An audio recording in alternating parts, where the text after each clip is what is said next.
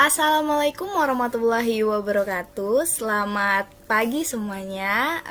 Terima kasih karena telah hadir pada pagi hari ini. Nah, pada kesempatan kali ini saya Afifatur Rahma akan mempresentasikan mengenai pedoman keprotokolan di lingkungan Kementerian Riset, Teknologi, dan Pendidikan Tinggi.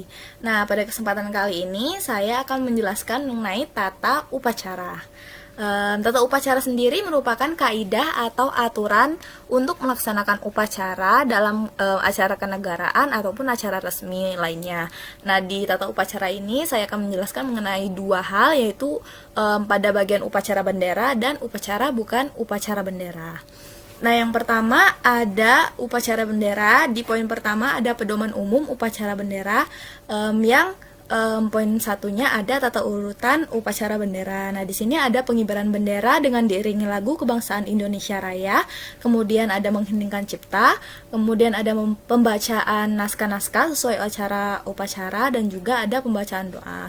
Nah, kemudian ada tata bendera. Pada tata bendera sendiri biasanya tata bendera ini terdapat di mengenai peletakan bendera dan lainnya. Kemudian ada tata lagu kebangsaan dalam upacara bendera, dan juga tata pakaian upacara dalam acara kenegaraan atau acara resmi yang disesuaikan dengan menurut jenis acaranya sendiri. Lalu kemudian ada kelengkapan upacaranya.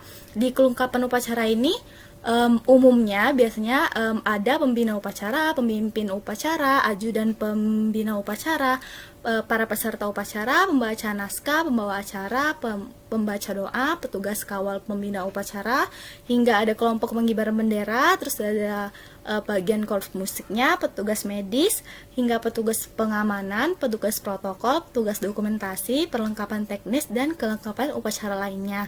Nah, ini adalah urutan umumnya. Lalu kemudian ada perlengkapan upacaranya, di mana ada bendera dan kemudian ada tiang bendera dan juga ada tali bendera. Nah, lalu dilengkapi dengan mimbar upacara, kemudian ada naskah-naskah yang harus dibacakan, lalu papan nama, pengeras suara, dari spanduk juga umbul-umbul yang didesain dibuat disesuaikan dengan aturan untuk spanduk, lalu dan juga perlengkapan lainnya. Lalu selanjutnya ada susunan acara pokok. Nah, pada susunan acara pokok ini umumnya terdapat pembukaan, kemudian pembina upacara menuju tempat upacara, lalu penghormatan umum pada upacara, laporan pemimpin, pengibaran dan penghormatan bendera, hingga ada penutup. Nah, di sini bisa dilihat sendiri urutan-urutannya. Lalu kemudian selanjutnya, nah, pada layout upacara bendera di lapangan ini bisa kita lihat di sini keterangannya. Kalau dari yang pertama ada pembina upacara, terus lalu yang kedua ada pemimpin upacara, lalu ada tiang bendera di posisi nomor 3, lalu posisi nomor 4 ada pimpinan tinggi media dan undangan VIP, lalu ada nomor 5 korps musik, nomor 6 ada petugas upacara seperti MC, pembaca UUD, hingga pembaca doa dan petugas lainnya. Lalu yang nomor 7 ada petugas upacara dan nomor 8 ada peserta upacara, dan nomor 9 adalah ajudan. Lalu kemudian selanjutnya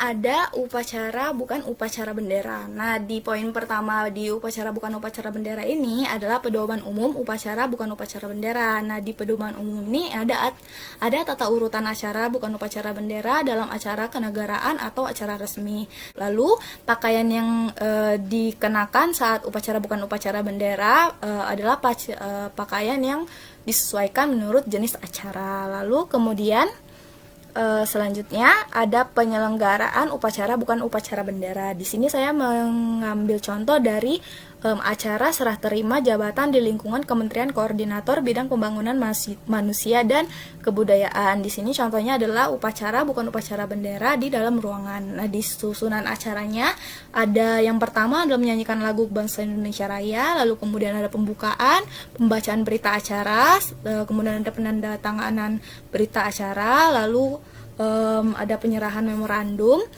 sambutan, pejabat lama, pejabat baru hingga Menteri Koordinator Bidang Pembangunan Manusia dan Kebudayaan, pembacaan doa, lalu kemudian ada pemberian ucapan selamat kepada pejabat baru dan ucapan terima kasih kepada pejabat lama hingga penutup. Di sini pakaian yang dikenakan pada upacara tersebut biasanya dari tamu undangan, dari pihak laki-laki dan wanitanya. Dari laki-lakinya ada pakaian sipil lengkap atau PSL dan dengan warna gelap, dan juga wanita pakaian nasional atau pakaian dinas.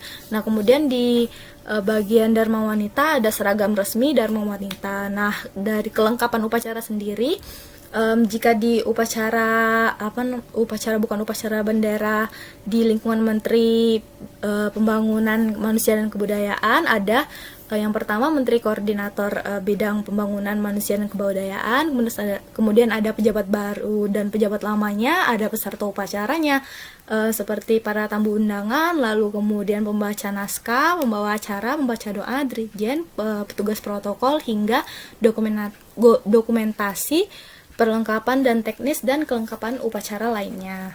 Ini adalah layout upacara serah terima jabatan menteri yang dihadiri Menteri Koordinator di Bidang Pembangunan Manusia dan Kebudayaan. Nah, di sini yang pertama ada lambang A itu melambangkan ada Menteri Koordinator Pembangunan Manusia dan Kebudayaan, kemudian ada B yang yaitu adalah menteri lamanya, yang C adalah menteri barunya, lalu kemudian ada pimpinan yang D ada pimpinan tinggi media dan juga undangan VIP, lalu E undangan lainnya, dan juga F pimpinan tinggi pratama, yang G bagian dharma wanita, lalu yang H pembawa acara dan pembawa berita acara serah terima. Nah, dari yang selanjutnya ada lambang-lambang seperti LN adalah lambang negara, P presiden, WP wakil presiden, terus juga ada BR ada di bendera Ristek Dikti, kemudian ada BMP ada bendera merah putih, dan juga M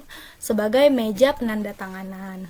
Peraturan yang telah saya bacakan tadi dan saya presentasikan ini merupakan Peraturan Menteri Riset, Teknologi dan Pendidikan Tinggi Republik Indonesia yang diatur pada Peraturan Nomor 65 Tahun 2017 tentang pedoman keprotokolan di lingkungan Kementerian Riset, Teknologi dan Pendidikan Tinggi. Nah, sekian semuanya yang dapat saya sampaikan. Wassalamualaikum warahmatullahi wabarakatuh.